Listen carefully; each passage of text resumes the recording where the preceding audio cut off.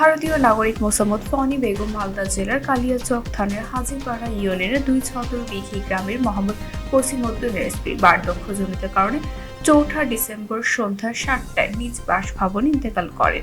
মৃত্যুর খবর পেয়ে বাংলাদেশে বসবাসরত মরহুমার ভাই শিবগঞ্জ উপজেলার বিনোদপুর ইউনিয়নের জমিনপুর গ্রামের আতাউর রহমান ও স্বজনরা মহানন্দা ব্যাটালিয়ন অনুষ্ঠান বিজিবির নিকট লাশ দেখার আবেদন করেন।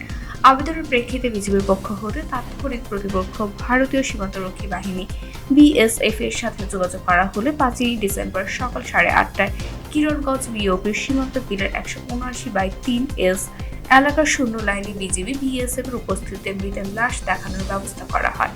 লাশ দেখে বাংলাদেশি আত্মীয় স্বজনরা আবেগে আপ্লুত হয়ে পড়েন এবং শেষবারের মতো আত্মীয়কে দেখতে পেয়ে বিজিবির প্রতি কৃতজ্ঞতা প্রকাশ করেন। এই ব্যাপারে মহানন্দা ব্যাটালিয়ন 59 বিজিবির অধিনায়ক লেফটেন্যান্ট কর্নেল গোলাম কিবরিয়া বিজিবিএম বিষয়টির সত্যতা নিশ্চিত করেন।